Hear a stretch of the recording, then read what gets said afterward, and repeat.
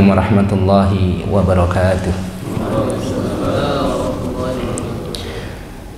Innal hamdalillah nahmaduhu wa nasta'inuhu wa nastaghfiruh wa na'udzu billahi min shururi anfusina wa min sayyiati a'malina.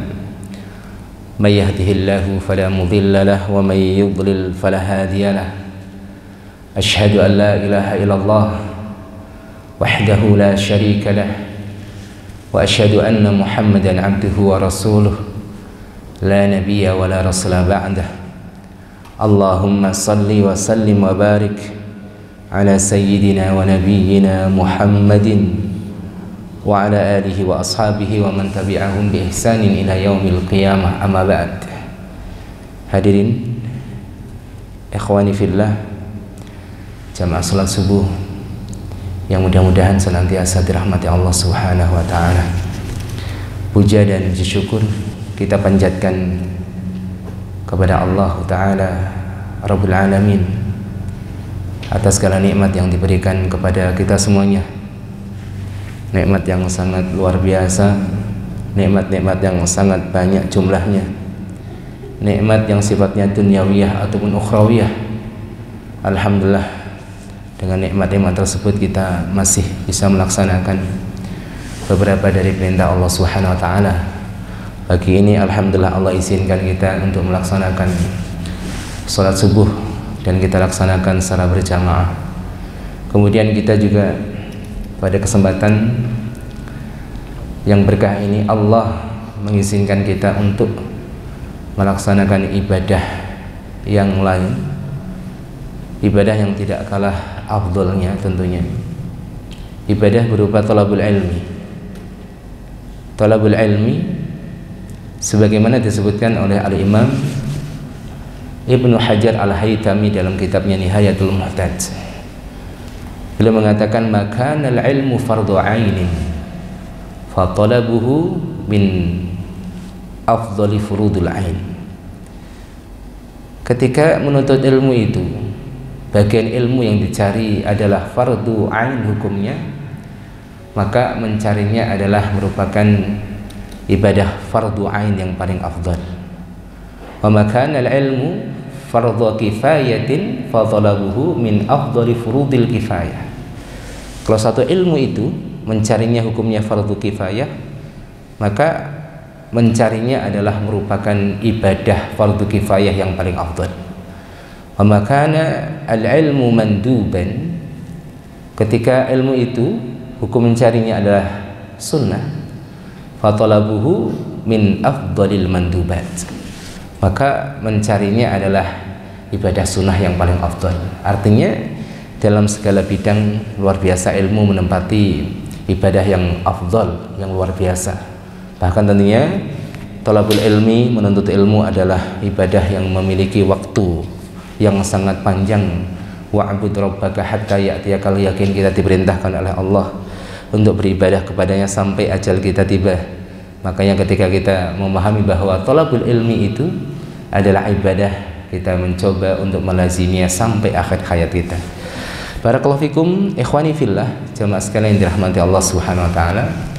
Sebelum materi tersampaikan, marilah kita menghaturkan salawat dan salam kita kepada insan yang paling kita muliakan, kepada manusia terbaik, junjungan kita, uswatun hasanah, suri tauladan kita, panutan kita, yaitu Nabi besar Muhammad sallallahu alaihi wasallam, serta keluarga, para sahabat dan seluruh umatnya yang senantiasa istiqomah di dalam menjalankan sunnah-sunnah beliau hingga hari kemudian. Ikhwani fillah, sebagaimana telah kita ketahui bahwasanya ayat pertama yang turun kepada Nabi kita Muhammad sallallahu alaihi wasallam, ayat yang terdapat perintah di dalamnya untuk membaca. Iqra bismi rabbikal ladzi khalaq. Bacalah wahai Muhammad dengan menyebut namamu, nama Tuhanmu yang telah menciptakan. Iqra. Ayat ini merintahkan kita untuk membaca apapun tentunya. Karena pada ayat tersebut tidak disebutkan objeknya, Pak. Ya, dalam kaidah bahasa Arab disebutkan bahwasanya hadful ma'muli yufidul umum. ketika satu kalimat itu tidak disebutkan objeknya, maka maknanya adalah secara umum. Perintah membaca di sini tidak disebutkan harus membaca apa. Maka setiap hal yang baik, setiap hal yang bermanfaat, maka diperintahkan di dalamnya kita untuk banyak membacanya. Dan dalam hal ini tentunya manusia dibagi menjadi beberapa macam. Bagian yang pertama adalah alladzi la yaqra. Ada sebagian orang yang tidak mau membaca, Pak. Tidak mau membaca. Ini yang pertama. Yang kedua alladzi yaqra wa la yatta'id. Yang kedua ada orang yang mau membaca tapi tidak mau mengambil pelajaran. Yang ketiga, ini yang terbaik, adalah alladzi yaqra wa yatta'id, yaitu orang yang mau membaca kemudian mengambil pelajaran. Dan tentunya di antara yang kita baca adalah ayat-ayat Allah yang sifatnya adalah kalamiyah, ayat-ayat Qur'aniyah. Ini yang bagian yang harus kita baca. Dan di dalam Al-Quran kita akan dapatkan bagian yang cukup menonjol dari bagian Al-Quran itu sendiri, yaitu Al-Qasas, kisah-kisah. Karena para ulama menjelaskan Al-Quran itu intinya isinya 3, Pak. Yang pertama adalah tauhid, apa-apa yang menggambarkan tentang Allah. Ini isi yang paling utama, sehingga orang yang membaca surat Al-Ikhlas mendapatkan pahala sepertiga membaca Al-Quran. Para ulama menjelaskan karena Al-Ikhlas itu satu surat yang membahas tentang tauhid Allah. Dia membacanya, maka ia mendapatkan pahala sepertiga menghatamkan Al-Quran. Ya. Sepertiga isinya adalah tauhid, sepertiga isinya adalah al-ahkam, perintah dan larangan halal dan haram. Ini juga menjadi PR kita bersama, bapak-bapak dan ikhwan sekalian. Jadi kalau kita mencari ilmu, bagian pertama yang menjadi fokus kita apa, Pak? Tauhid. Jangan sampai salah prioritas. Belajar kanan kiri, belajar luar biasa banyak, tapi tauhidnya nggak paham. Maka setinggi apapun ilmu seseorang, sehebat apapun ya pengetahuan seseorang, sepanjang apapun titel seseorang, kalau dia tidak paham tauhid maka tidak mendapatkan kemuliaan di sisi Allah. Ini tauhid. Kemudian yang kedua, kita belajar tentang halal dan haram, karena hidup kita itu dihadapkan setiap harinya terkait dengan halal dan haram dalam apapun, ya, halal dan haram, hatta sampai dalam ibadah, salat ada yang halal dan yang haram. Misalnya salat di waktu-waktu terlarang, apa hukumnya? Kan itu dibahas oleh para ulama. Sampai kemudian bab muamalah, kita berinteraksi dengan sesama, ya, dalam jual beli, mana jual beli yang halal, mana jual beli yang haram. Dalam fikih usrah, fikih keluarga, ada pernikahan yang halal, ada pernikahan yang haram. Bahkan dalam masalah cerai misalnya, ada cerai yang diperbolehkan, ada cerai yang diharamkan. Misalnya menceraikan istri dalam keadaan haid misalnya, ini adalah perceraian yang tidak diperbolehkan. Apapun itu Bapak Ibu, maka ilmu penting yang kedua, supaya Anda tidak merugi dengan waktu. Karena Allah kan bersumpah dengan waktu, wal asli, demi masa manusia turki, Pak. Maka para ulama menjelaskan erat kaitannya keberuntungan orang dan kerugian seseorang dengan waktu. Waktu kita itu sama dengan waktu Nabi, waktu para sahabat. Ya, cuma bedanya mendekati hari kiamat, Rasulullah mengatakan min alamatis sa'ah ayataqarabaz zaman. Termasuk dekatnya hari kiamat itu waktu berdekatan. Banyak para ulama mengatakan keberkahan waktu dicabut, Pak. Waktu kita sama dengan para sahabat itu sama itu. Cuma perbedaannya keberkahan waktunya. Makanya banyak para ulama usianya tidak panjang tapi luar biasa karyanya. Al-Imam An-Nawawi itu 40 tahun. Al-Imam Asy-Syafi'i menjadi imam termuda, usia beliau cuma 54 tahun. Luar biasa karangannya, Masya Allah. Murid-muridnya hebat. Sampai kemudian tulisan para imam, para murid-muridnya itu sampai kepada kita, luar biasa.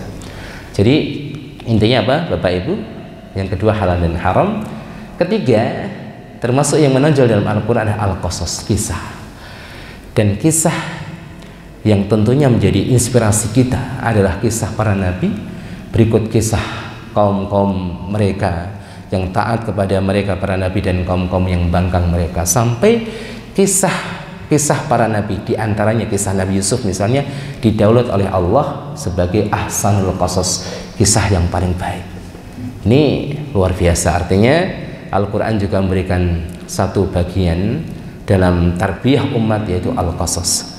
Dan ketika kita membaca terkait dengan kisah mereka, maka kita akan dapatkan kaum-kaum yang dimurkai oleh Allah, sampai kemudian mereka diazab oleh Allah di dunia sebelum diazab di akhirat. Ada kaum-kaum yang ditenggelamkan dengan banjir bandang, kaum Nabi Nuh. Ada kaum-kaum yang diazab dengan didatangkan angin yang sangat kencang dalam tempo waktu yang lama, yaitu 7 malam 8 hari. Kaum Nabi Ad, kita bisa membayangkan 7 hari 8 malam. Orang itu sekarang misalnya mendapatkan musibah seperti ini 5 menit saja luar biasa. Ini 7 malam 8 hari, 8 hari 7 malam, sampai mereka itu mayatnya bergelimpangan. Digambarkan dalam Al-Quran itu seperti pohon korma yang sudah lapuk, yang sudah kering terbakar, bergelimpangan di mana-mana. Kemudian ada kaum yang mereka dihancurkan oleh Allah dengan dihujani batu dari langit.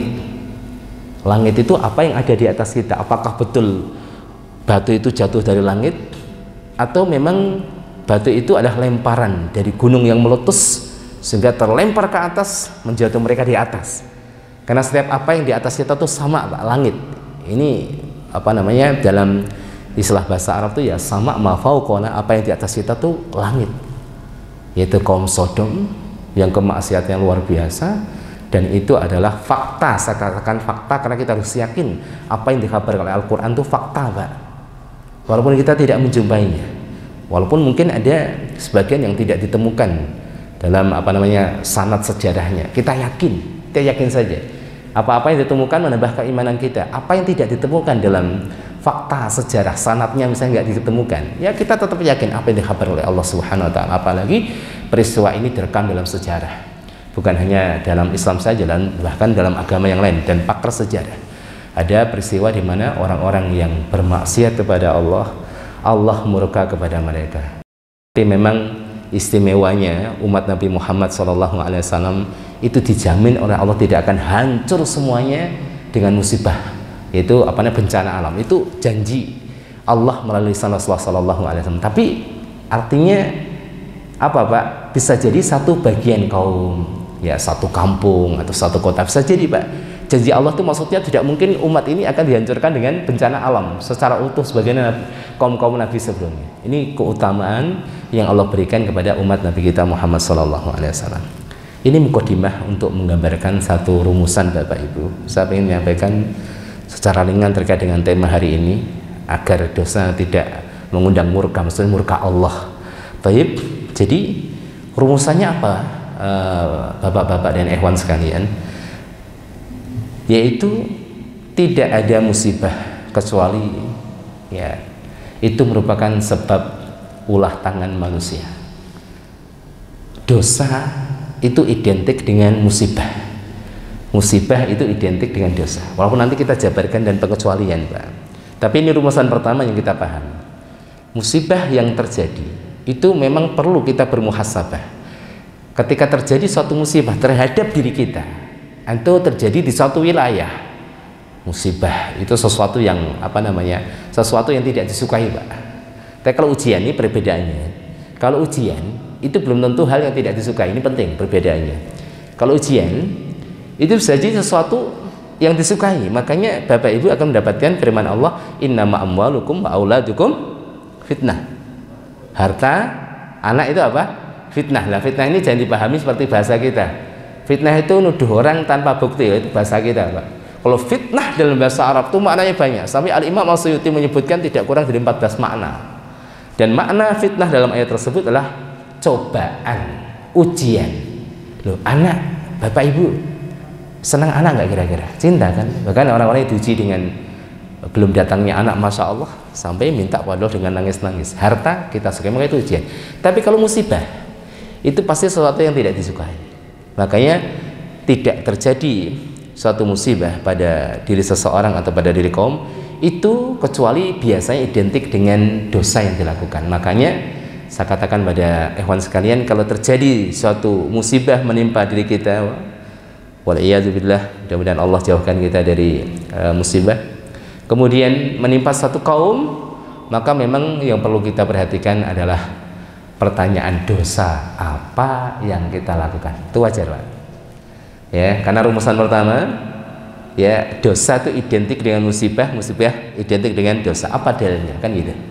Dalilnya surat Asy-Syura ayat 30. Wa ma asabakum mim musibatin fabima kasabat aydikum wa ya'fu an katsir.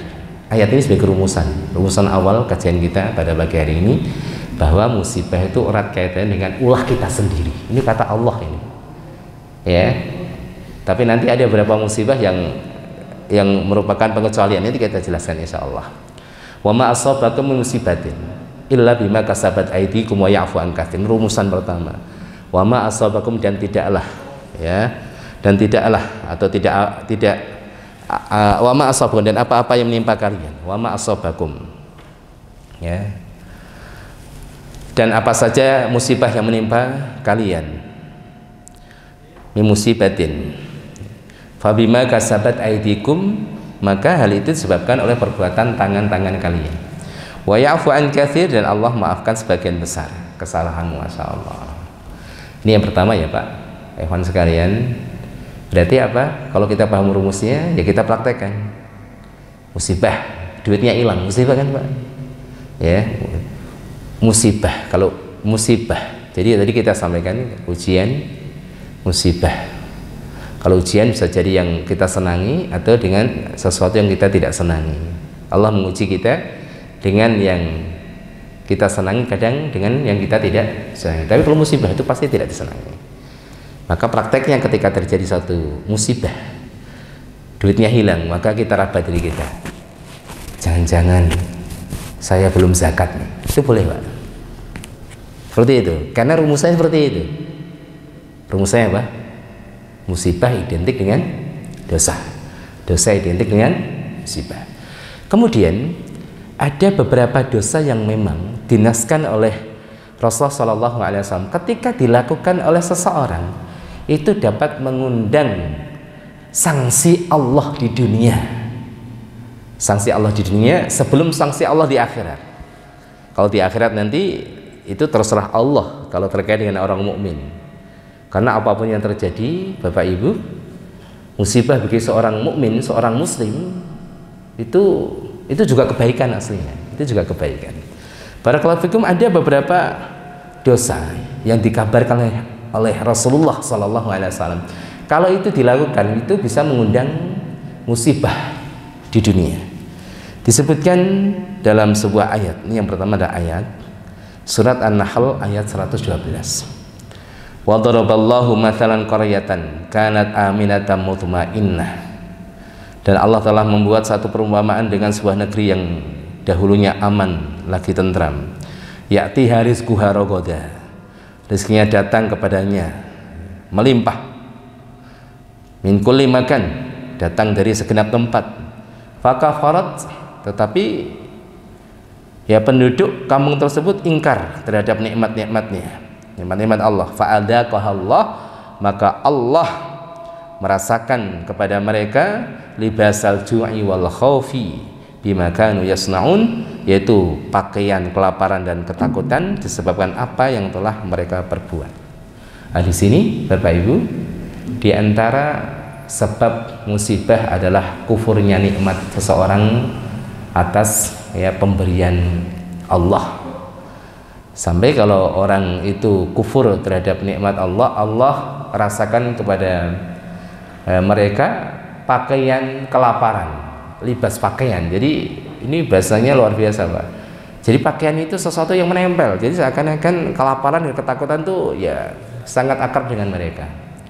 Ini satu ayat yang Allah kabarkan sebab musibah datang adalah kekufuran seseorang terhadap nikmat-nikmat Allah Subhanahu wa taala.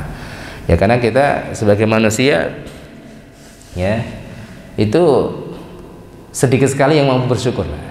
Bersyukur dalam artian kita yakin betul setiap kebaikan dari Allah, kita berbanyak ucapan alhamdulillah, dan setiap pemberian Allah itu kita gunakan dalam ketaatan, itu bentuk syukur kita, ya.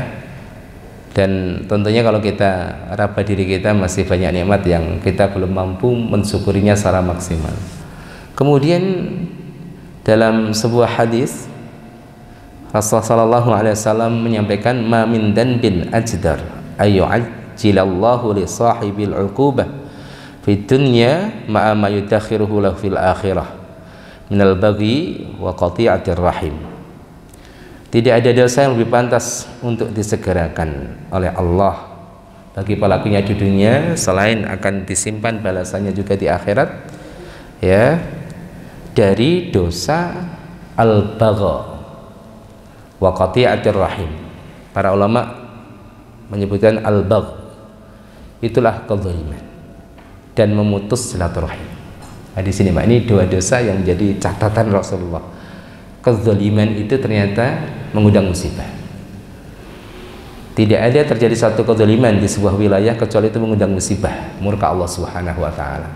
Kemudian qati'atur rahim yaitu memutus tali silaturahim. Mutus tali silaturahim artinya silah itu adalah sambungan yang harus disambung, memang tidak boleh diputus. Ar-rahim, rahim, para ulama mengatakan ya silaturahim itu khusus antara kerabat, ya Pak. Sebagian ulama mengatakan mastama'a fi jaddin wahid. Silaturahim itu adalah menyambung tali kekerabatan yang mereka punya hubungan darah kita, di mana kita dengan mereka bertemu di satu kakek. Kakek punya anak, maka kalau kita punya bapak, paman kita dari bapak, dari ibu, itu adalah kerabat-kerabat yang wajib kita sambung silaturahim. Jadi tidak semuanya Pak. Kalau kita berhubungan dengan teman yang tidak ada hubungan rahim, kekerabatan, itu istilahnya aslinya bukan silaturahim. Ya silaturahim atau silaturahmi sama aja, tinggal bacanya. Kadang orang baca silaturahmi atau silaturahim, sama Pak. Tapi kalau kita misalnya berkunjung ke teman kita yang tidak ada tali kerabatan, itu bukan istilahnya silaturahim. Itu salah kaprah yang sering digunakan sebagian orang. Mau kemana mas silaturahim? Orang beli bakso aja silaturahim Pak, kan gitu kan. Jadi silaturahim itu menyambung tali kekerabatan yang mereka ada hubungan darah dengan kita, yang sebagian ulama membatasi dengan batas jelas mastama'a fi jaddin wahid, kita dengan mereka itu ada hubungan, bertemu di satu kakek. Jadi, kalau nggak dibatasi ini sampai Nabi Adam, kita ketemu Nabi Adam semuanya kan. Jadi ke semuanya silaturahim juga kalau ujungnya ke Nabi Adam, tapi dibatasi mastama'a fi jaddin wahid, bertemu di satu kakek. Nah, gitu ya. Jadi semakin dekat maka haknya semakin kuat, kalau semakin jauh maka haknya berkurang. Seperti ini. Jadi salah satu dosa yang itu mengundang musibah di dunia sebelum perhitungan di akhirat adalah qati'atur rahim, memutus silaturahim. Kemudian disebutkan di hadis yang lain yang semisal dengan hal ini, ada tambahannya adalah uququl walidain, yaitu durhaka kepada kedua orang tua, ya. Kemudian juga disebutkan dalam ayat dan dikuatkan dalam beberapa riwayat. Saya minta tisunya satu. Ya, dalam sebuah ayat surat An-Nur ayat 19, ya. An-Nur ayat 19. Innal ladzina yuhibbuna an tashi'al fahishatu fil ladzina amanu lahum 'adzabun alimun fid dunya wal akhirah wallahu ya'lamu wa antum la ta'lamun. Syukran, jazakallahu khair. Baik Bapak Ibu ikhwan sekalian, dosa lain yang disebutkan oleh Allah Subhanahu wa taala yang itu juga mengundang murka Allah Subhanahu wa taala adalah dosa perbuatan keji. Perbuatan keji ini masuk di dalamnya perzinahan ataupun perbuatan yang menyimpang, hubungan seksual yang menyimpang, laki-laki dengan laki-laki, perempuan dengan perempuan, yang mungkin saat ini cukup marak Pak. Ya, jadi kita itu khawatir, kemudian juga prihatin fenomena yang luar biasa, ya, fenomena perzinahan dan perzinahan yang menyimpang. Laki-laki suka sama laki-laki, itu sesuatu yang tidak lazim. Sampai Al-Imam Ibnu Abbas seorang sahabat yang mulia itu pernah menyampaikan kalau tidak ada kabar dari Al-Quran, beliau tidak percaya bahwa ada laki-laki suka sama laki-laki. Tetapi dikabarkan memang pernah terjadi, yaitu kaum Nabi Lut pernah terjadi. Itu menjadikan Al-Imam Ibnu Abbas percaya dengan peristiwa yang pernah terjadi. Dan ini memang luar biasa, ini menjadi PR kita, karena ini bukan hanya dosa biasa tapi dosa yang luar biasa, kemudian dipromosikan dalam segala bidang, di setiap momen-momen tertentu itu Masya Allah disuarakan. Ini adalah satu dosa yang bukan biasa, Pak. Ya, jadi ancamannya adalah di dunia sebelum di akhirat. Disebutkan dalam Al-Imam Ibnu Majah ada 5, salah satunya disebutkan itu, Pak, itu dosa zina.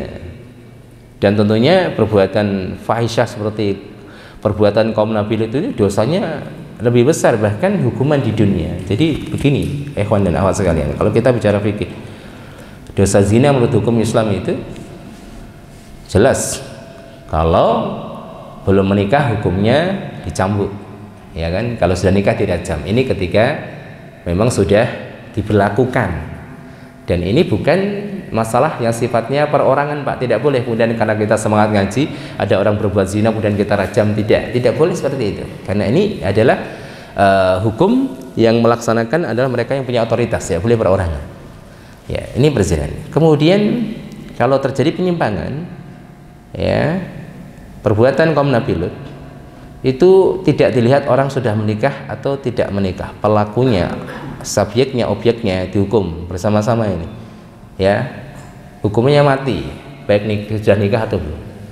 Kalau perbuatan perempuan dengan perempuan ini dihukum, tapi hukumannya tidak boleh melebihi hukuman zina. Ini diatur dalam masalah fikih, barakallahu fikum. Jadi sebutan dalam hadis tersebut ada berapa dosa, ya ada 5 dosa termasuk zina. Kemudian kalau satu kaum itu sudah suka mengurangi takaran, kemudian mereka sudah tidak menunaikan lagi janji mereka terhadap Allah dan Rasulnya. Satu kaum yang sudah tidak melakukan hukum-hukum Allah, itu sama saja menantang daripada murka Allah, musibah yang datang dari Allah Subhanahu wa taala. Baik, ini bagian yang kedua tentunya. Setelah rumusan yang pertama bahwasanya musibah identik dengan dosa. Yang kedua, ada dosa-dosa yang memang dikabar oleh Rasulullah itu mengundang murka di dunia, Pak, sebelum apa yang menjadi tanggungan mereka di akhirat nanti. Kemudian yang berikutnya, permasalahan yang harus kita pahami, kita ini manusia. Tabiat manusia apa, ikhwan sekalian? Manusia itu tidak ada yang pernah luput daripada dosa. Adakah di antara kita yang nggak pernah berbuat dosa? Tidak ada. Bahkan dalam sebuah hadis Rasulullah mengatakan, laula tudnibun la dhahaballahu bikum wa la ja'a biqaumin yudnibun. Kalau kalian itu bersih, nggak pernah berbuat dosa, itu sampai-sampai Rasulullah mengabarkan Allah akan melenyapkan kalian semuanya, akan diganti dengan kaum yang berdosa. Cuma apa? Kaum yang berdosa yastaghfirunallah, mereka itu mohon ampun kepada Allah. Makanya dokumentasi perjalanan kita itu nggak pernah luput daripada dosa. Tapi yang membahagiakan kita, Bapak Ibu ikhwan sekalian, adalah Allah tidak melihat si fulan dan si fulan berdosa atau tidak, karena tidak ada yang suci, yang maksum hanya Rasulullah SAW. Tapi Allah melihat siapa mereka yang mau bangkit daripada kobangan dosa. Ini yang Allah lihat, yang Allah pilih, ini yang menggembirakan. Makanya Allah mengatakan, innallaha yuhibbut tawwabina wa yuhibbul mutatahhirin. Allah cinta terhadap orang yang taubat, Allah suka mencintai orang yang bersuci, menyucikan hatinya, menyucikan fisiknya. Jadi ternyata yang Allah cintai, yang Allah cari untuk dicintai bukan orang yang suci, Pak. Maksudnya tidak pernah berdosa, tidak, tapi Allah Subhanahu wa taala mencintai orang-orang yang bertobat dan orang-orang yang menyucikan dirinya dari hati, menyucikan hatinya, menyucikan dohirnya, dohir dan batinnya. Tapi barakallahu fikum. Jadi ini yang harus kita pahami, bahwasanya apa, Bapak Ibu, kita manusia tidak pernah tidak pernah luput daripada dosa dan kesalahan. Lalu kalau seperti ini bagaimana? Para ulama menjelaskan, kalau kita sudah paham seperti ini, maka yang terpenting urusan berikutnya, bagaimana kita bergaul dengan dosa sesuai dengan tema, agar tidak mendatangkan murka Allah. Nah, kalau kita nggak tahu ini dosa murka, dosa musibah. Supaya tidak mendatangkan murka Allah seperti apa? Ini rumusan berikutnya. Mudah-mudahan bisa ditangkap dengan baik Bapak Ibu hewan sekalian. Rumusannya, jadi rumusan pertama, dosa identik dengan musibah, ya Pak ya. Yang kedua, ada beberapa musibah yang itu istimewa. Istimewanya bukan positif, negatif. Kalau dilakukan, bisa jadi Allah ya memberikan sanksi di dunia sebelum sanksi di akhirat. Hati-hati, termasuk uququl walidain, durhaka terhadap orang tua. Ini yang realistis ya Pak. Yang kehidupan kita sehari-hari luar biasa. Ini hewan-hewan yang masih punya orang tua, masya Allah. Bentuk durhaka itu nggak perlu diceritakan, banyak contoh-contohnya, bahkan mungkin perlu pembahasan kesekian ya kali baru selesai kan. Jadi tidak boleh mengatakan bahkan sebagian ulama mengatakan termasuk durhaka ketika diperintah orang tua itu menarik nafas. Itu menunjukkan ketidaklegaan, ketidakridhaan, itu sudah durhaka, luar biasa. Makanya kalau kita lihat misalnya salah satu karangan ulama Al-Imam Al-Bukhari dalam Al-Adabul Mufrad, itu akhlak terhadap orang tua itu luar biasa. Contoh-contoh yang diberikan oleh para sahabat, para salaf, luar biasa. Ya, ini yang kedua. Yang ketiga, rumusan ketiga, tidak ada manusia kecuali berbuat dosa. Yang keempat, tema kita, agar dosa tersebut tidak mengundang murka, kita perlu manage itu dosa itu. Tapi bukan berarti kita dianjurkan berbuat dosa, tidak. Tapi ketika dosa, bagaimana kita bersikap? Yang pertama jelas. Yang pertama adalah al-mubadaratu ila taubah. Kita itu bersegera untuk taubat kepada Allah Subhanahu wa taala. Ini yang pertama. Agar dosa itu betul-betul ya tidak menjadi sandungan kita di dunia wal akhirah, al-mubadarah ila taubah. Itu bersegera untuk bertaubat kepada Allah Subhanahu wa taala. Bukan hanya bertaubat ya, Pak, tapi bersegera. Bedanya apa? Beda. Kalau bertaubat itu jadi orang berbuat dosa, taubatnya 2-3 tahun yang akan datang. Tapi kalau al-mubadarah itu segera. Makanya orang-orang yang suka menunda taubat itu ketika taubat pada Allah tidak cukup hanya bertobat menyesali perbuatannya itu. Ini catatan penting. Al-Imam Ibnul Qayyim dalam kitabnya Madarijus Salikin itu menyebutkan, Pak, orang yang bertobat itu punya 2 kewajiban.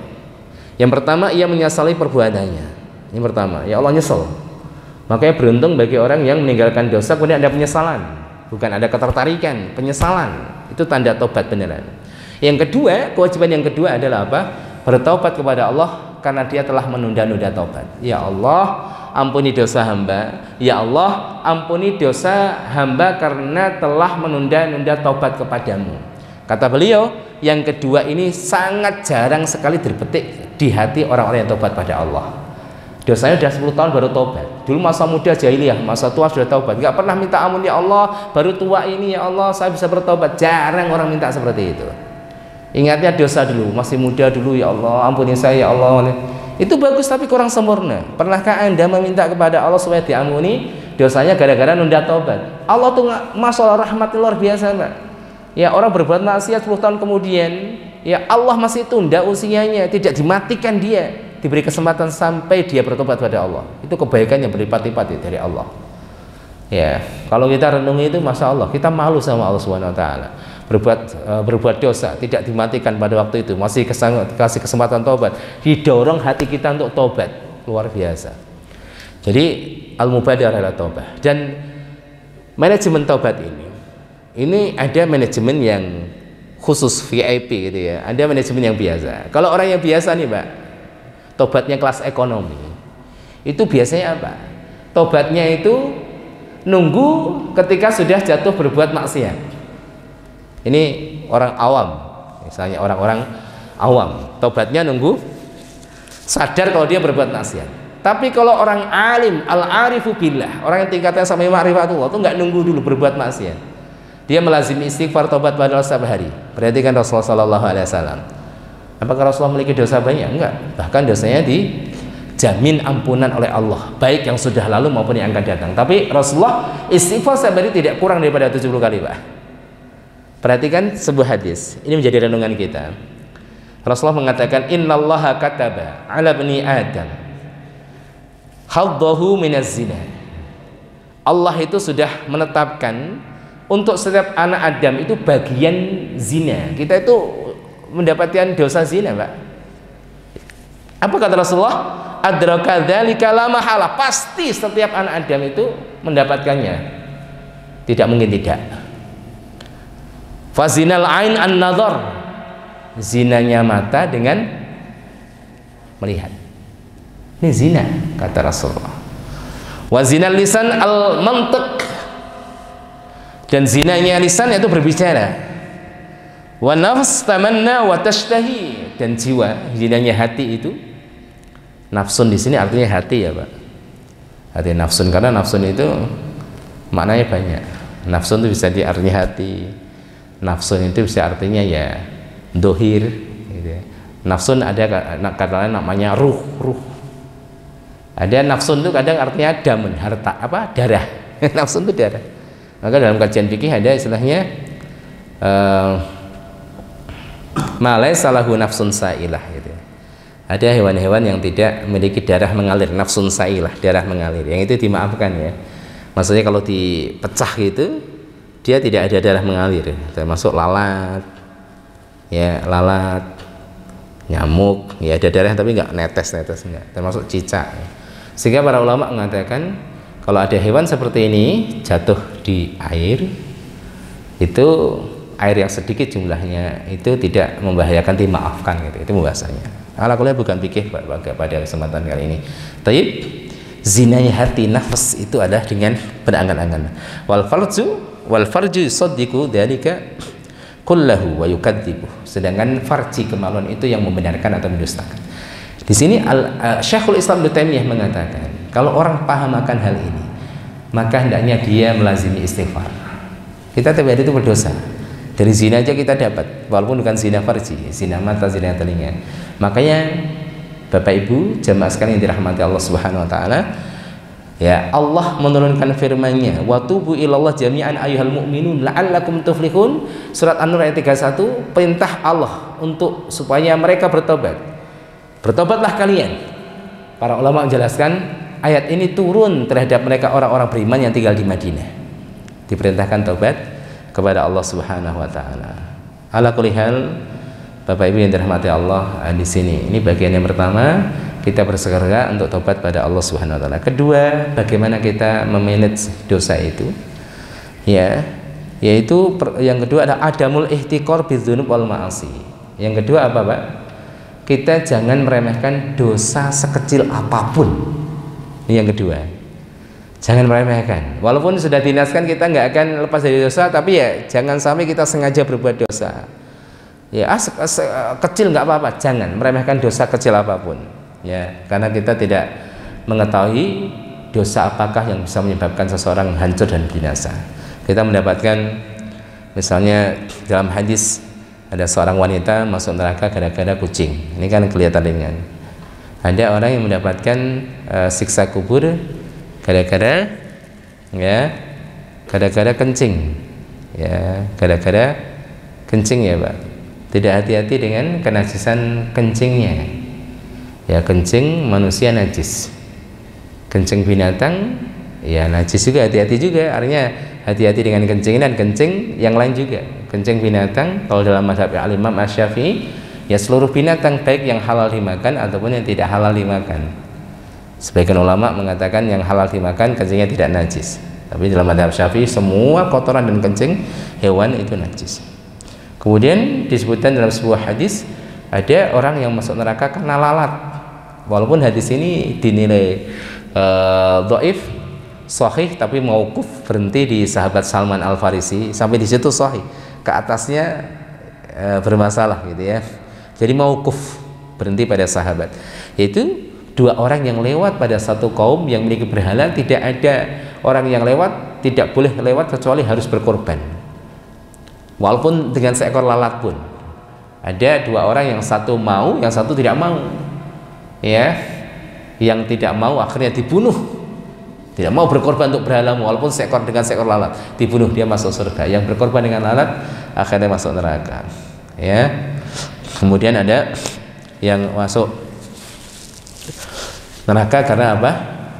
Mencuri harta ghanimah. Ala kulli hal, jangan sampai kita meremehkan dosa sekecil apapun. Kemudian yang ketiga, manajemen dalam dosa itu apa, Pak? Adamul mujaharah bidzunub. tidak vulgar dalam dosa. Ini penting sekali, tidak vulgar dalam dosa.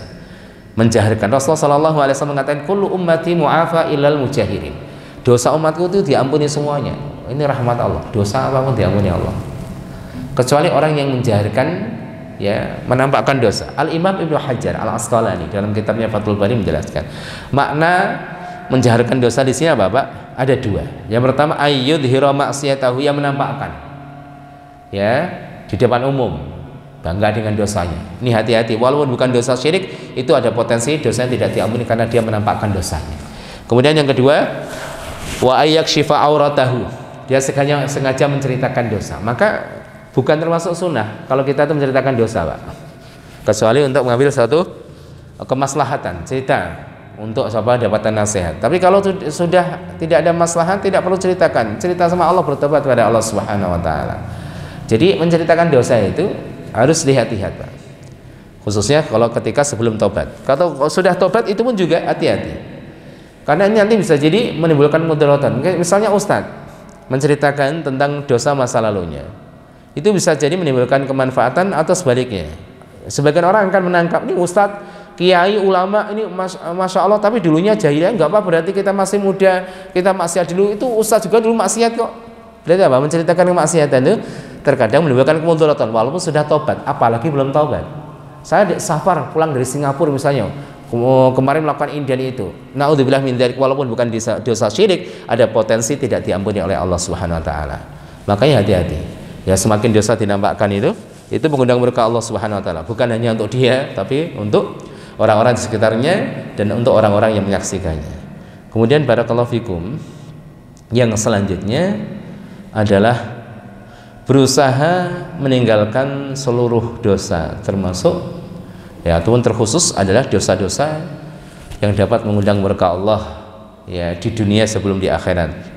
Kemudian yang penting dalam hal ini, Bapak Ibu yang dirahmati Allah, supaya dosa yang ada tengah-tengah manusia itu tidak menimbulkan murka Allah, satu syariat yang kadang-kadang kita lupa, Pak, apa itu? Amar ma'ruf nahi mungkar. Ya, ini yang kadang-kadang kita lupa. Kita memilih cuek, kita memilih untuk tidak mengambil resiko. Amar ma'ruf, memerintahkan yang ma'ruf, melarang kemungkaran. Ini memang harus imbang sesuai dengan kondisinya. Kalau ada kemungkaran, maka ya nahi mungkar. Amar ma'ruf, mengajak kepada kebaikan, ada kemungkaran dilarang. Nah, di sini, Pak, ada sebuah ayat yang mengingatkan kita, wattaqu fitnatan la tusibanna alladziina dzalamu minkum khassah. Al-Anfal ayat 25. Dan takutlah kalian terhadap apa? Terhadap musibah, terhadap balak malapetaka yang tidak hanya menimpa orang-orang zalim di antara kalian saja, yang zalim, yang adil, kena semuanya. Hati-hati, Pak. Ya, makanya ada sebuah riwayat, yaitu Zainab dari Zainab binti Jahsy, Ummul Mukminin, istri Nabi. Nabi Muhammad pernah suatu saat datang tiba-tiba, kalau bahasanya tergopoh-gopoh, dan mengatakan la haula wala quwata illa billah. Ya, ini gara-gara maksiatnya orang Arab nih, pintu apa namanya, Ya'juj dan Ma'juj itu sudah terbuka segini. Rasulullah melingkarkan jarinya, jari telunjuk dengan jari ibu jarinya segini. Ya, Rasulullah Shallallahu Alaihi Wasallam yang mengabarkan tentang hal tersebut. Ini gara-gara apa? Gara-gara keburukan dilakukan oleh orang-orang Arab. Tembok Ya'juj dan Ma'juj sudah terbuka segini. Kemudian Ummul Mukminin Zainab binti Jahsy mengatakan, apakah kita akan dibinasakan? Ya Rasulullah, sedangkan di sekitar kita masih banyak orang saleh. Apa kata Rasulullah? Idza kasulul khobas, kalau keburukan sudah terlanjur banyak. Ini catatannya, Pak. Kalau sudah terlanjur banyak, walaupun ada orang-orang saleh, ya. Kemudian disebutkan dalam sebuah riwayat juga, Rasulullah mengatakan, inna nasa idza ra'al zalim falam ya'khudhu ala yadayhi aw syaka ay ya'ummahumullah bi'iqabin. Kalau manusia melihat kezaliman kemudian tidak mencegahnya, maka khawatir apa? Allah akan menimpakan apa namanya, adab itu menyeluruh merata kepada siapapun.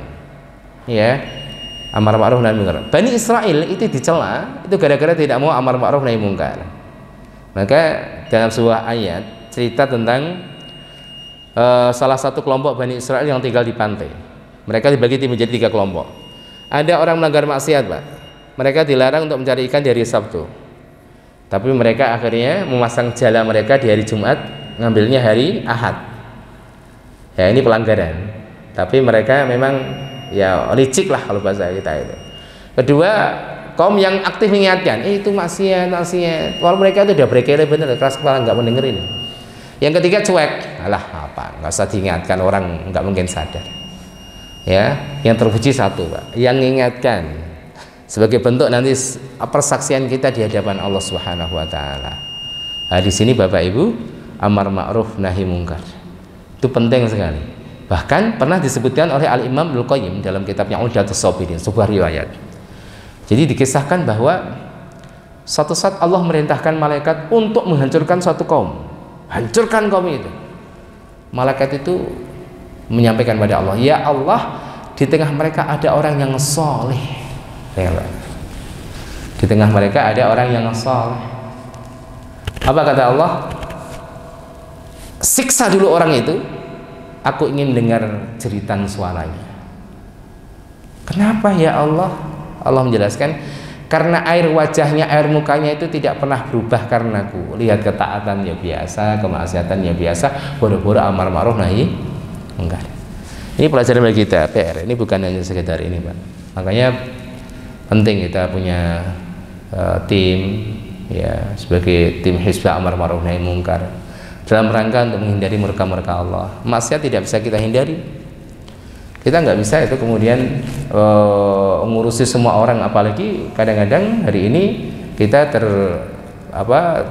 terbentur dengan aturan-aturan. Kalau kita mengingatkan malah jadi salah, kan jadi masalah ini. Makanya semampu kita suarakan, ya, baik menyebut orangnya atau tidak, ini maksiat, ini maksiat. Ada sebuah hadis, walaupun hadis dikritis oleh para ulama, Allah tidak akan menurunkan musibahnya sampai dikatakan kepada orang zalim, anta zalim. Jadi memang itu harus dijelaskan, Pak. Zaman yang penuh dengan iltibas, kalau kata iltibas itu ya campur aduk, nggak jelas. Yang baik dianggap jelek, yang jelek dianggap baik, ya kan? Yang komitmen dianggap ini, yang itu kan zaman akhir zaman yang luar biasa. Maka ketegasan mereka para ulama, oh kamu zalim, kamu ini, itu penting sekali di sini. Ini salah satu bagian bagaimana kita menghindari murka Allah terkait dosa-dosa yang dilakukan oleh manusia sekitar kita. Itu amar ma'ruf dan nahi mungkar. Yang tentunya amar ma'ruf itu lebih ringan daripada nahi mungkar. Biasanya yang mengandung risiko besar itu nahi mungkar, Pak. Dan memang ini hukumnya fardu kifayah. Kalau ada sebagian kelompok yang sudah menegakkan ini, gugur dosa dari kaum muslimin, gugur seluruh kewajiban dari budak-budak kaum muslimin. Tapi kalau tidak ada perwakilan, ya amar ma'ruf sudah, ya nahi mungkar siapa ini, kan gitu. Kalau tidak ada perwakilan dari kaum muslimin, maka dosa ini dipukul oleh seluruh kaum muslimin. Allahul musta'an, ya. Tapi barakallahu fikum Bapak Ibu yang dirahmati Allah Subhanahu wa taala. Kemudian yang terakhir, ini perlu kita pahami. Jadi memang musibah yang menimpa seseorang atau suatu kaum itu tidak mesti ya karena dosa. Tadi ada rumusannya, tapi ini pengecualian. Terkadang Allah Subhanahu wa taala menimpakan musibah itu untuk mengangkat derajatnya. Nabi Ayub diuji dengan musibah, diujinya dengan sesuatu yang tidak enak, kan tadi gitu. Kalau ujian itu ada yang disenangi, ada yang tidak senangi. Tapi kalau yang tidak senangi itu ujian plus musibah. Nabi Ayub apakah karena dosa yang dilakukan? Tidak. Makanya Rasulullah Shallallahu Alaihi Wasallam mengatakan, asyadul balai al-anbiya'i tsummal amsal wal amsal. Bala yang paling berat dirasakan adalah bala para nabi, ujian para nabi, musibah yang menimpa para nabi. Kemudian orang-orang yang setelah mereka, orang-orang kesolihannya setelah mereka. Makanya betul kalau orang itu diuji sesuai dengan imannya. Semakin tinggi imannya, potensi ujiannya besar, Pak. Betul, potensi ujiannya itu besar. Ini tergantung dengan besar dan kecilnya iman. Makanya barakallahu fikum, terkait dengan hal ini kita jangan cepat-cepat suudzon kalau melihat orang atau satu kaum terkena musibah. Ini penting ya. Makanya dulu pernah terjadi peristiwa di Aceh, tsunami. Ini masyarakat Aceh jangan ini kena musibah, belum tentu ya. Makanya penting sekali. Kadang-kadang Allah Subhanahu wa taala menimpakan satu musibah untuk mengangkat derajat atau mengampuni dosanya. ataupun memang karena satu dosa. Kalau bagi orang mukmin itu sebagai apa? Ampunan dosanya, Pak. Mengurangi apa nih dosanya sebelum dihisab di akhirat. Makanya para ulama menjelaskan. Lalu untuk membedakannya bagaimana? Maka kalau yang mendapatkan musibah tersebut orang kafir, ini jelaslah cicilan siksa sebelum apa? Siksa secara sempurna di akhirat. Ini untuk identifikasinya. Kalau musibah menimpa orang kafir, ya nggak usah kita bahas orang kafir. Orang kafir itu ujian, nggak mungkin. Itu ampunan dosanya udah nggak mungkin. Rumusnya nggak ketemu. Ya, rumusnya nggak ketemu ya Pak. Kalau menimpa orang kafir, ya ini adalah apa? Cicilan. Dicicil, cicilan. Ya, cicilan di dunia sebelum dibayar sempurna di akhirat. Kedua, kalau itu bagi seorang mukmin ini ada dua. Mukmin yang taat kok ya diuji. Rajin sholat itu ya diuji. Berarti untuk mengangkat derajatnya di sisi Allah. Baik, kalau lihat orang diuji jangan sempat seudon dulu. Penting. Ada suatu kaum kemudian mendapatkan musibah, kita jangan seudon dulu. Tetapi tentunya kita dengan nasihat. Misalnya satu peristiwa kemarin terjadi misalnya di satu wilayah kan terjadi gempa. Ya, mungkin fenomena yang kita saksikan waktu itu banyak dikaitkan dengan peristiwa. Iya. Karena tadi rumusan awal apa Pak?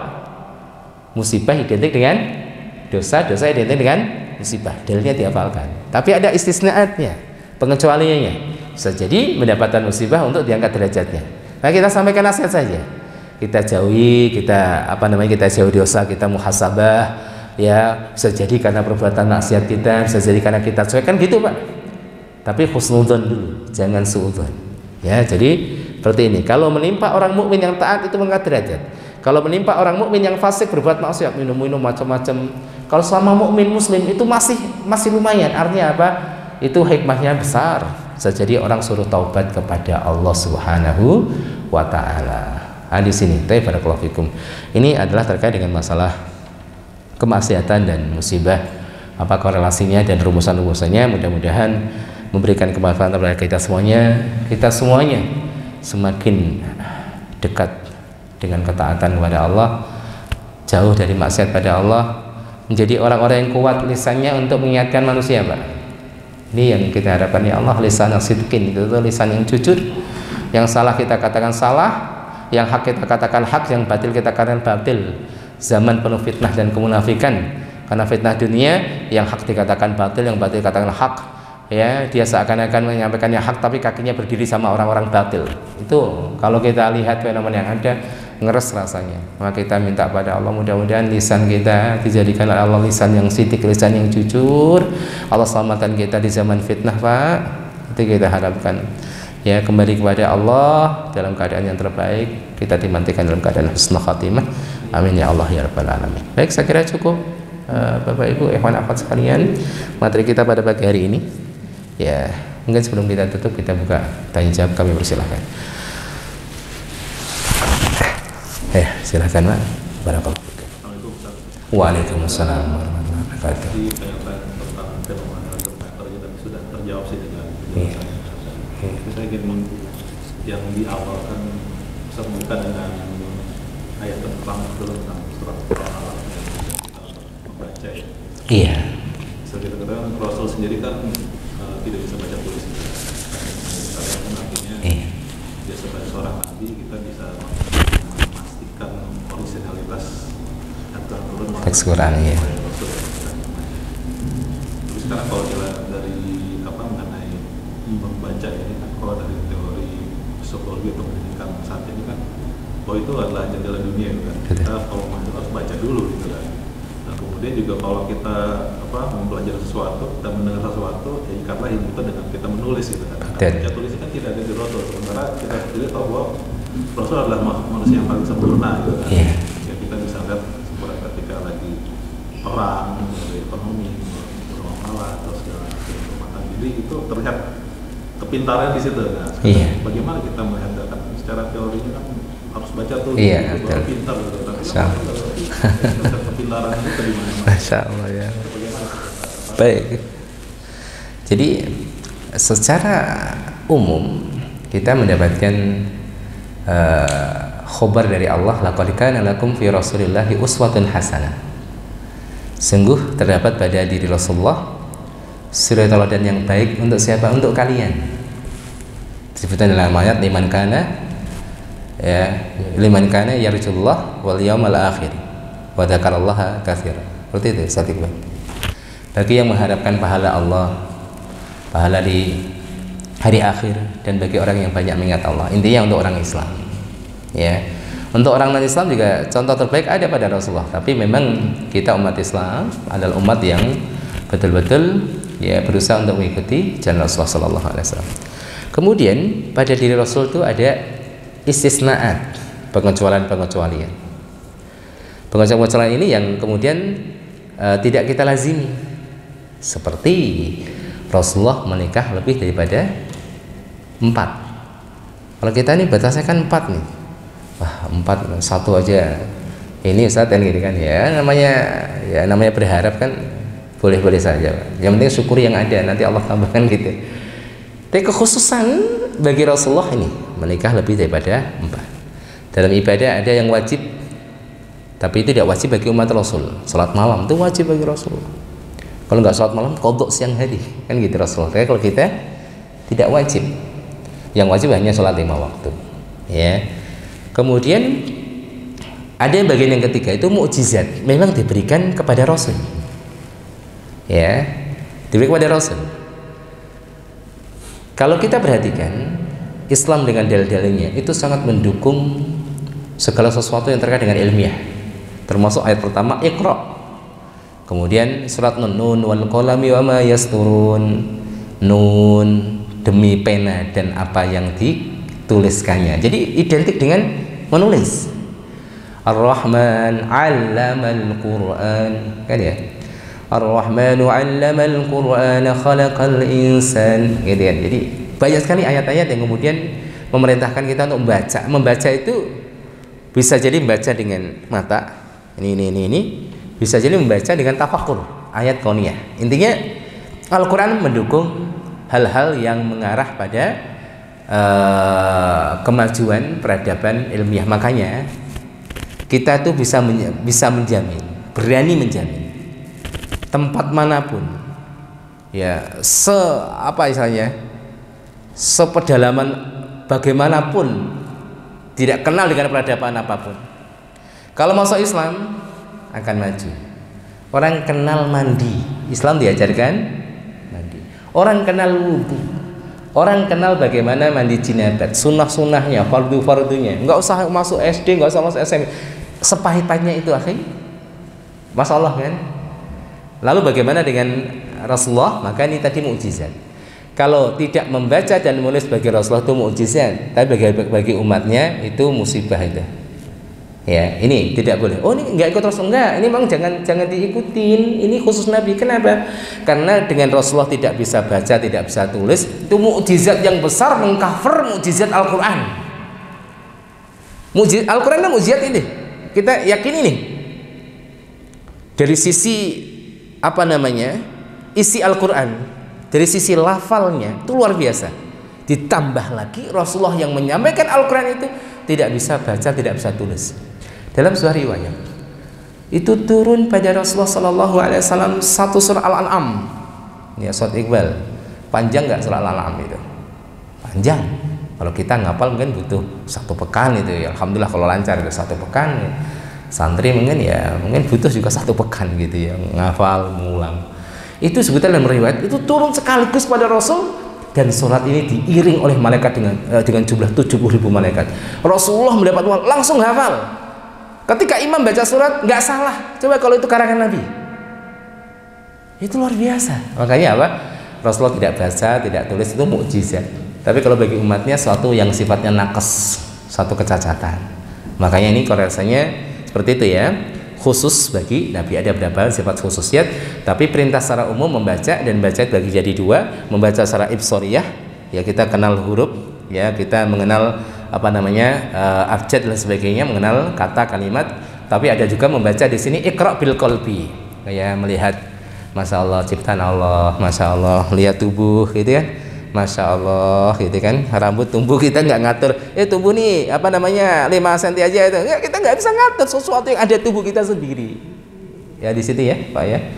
Jadi itu khususan bagi Rasulullah, dan tetap kita sebagai umatnya diperintahkan untuk membaca dan baca, karena itu gerbang ilmu.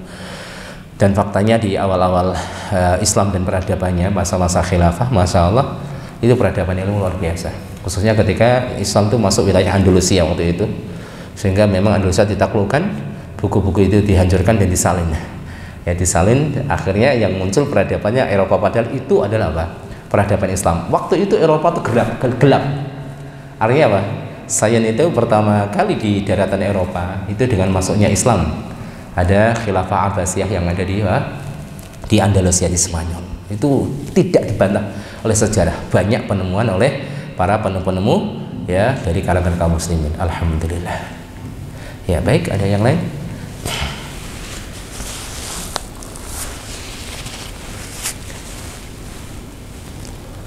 Kalau tidak ada, kita tutup Bapak Ibu. Sudah lewat waktu syuruk. Ya mudah-mudahan Allah menerima amal-amal ibadah kita. Ya, kesempatan pada pagi hari ini betul-betul menjadi saksi kita bahwa kita betul-betul ya ikhlas beribadah pada Allah. Ampuni ya Allah, mengampuni kesalahan kita, dosa-dosa kita, khilaf kita, khususnya selama kita bermajelis pada pagi hari ini. Kita tutup dengan doa kafaratul majelis. Subhanaka Allahumma bihamdika asyhadu an la ilaha illa anta astaghfiruka wa atubu ilaik. Assalamualaikum warahmatullahi wabarakatuh.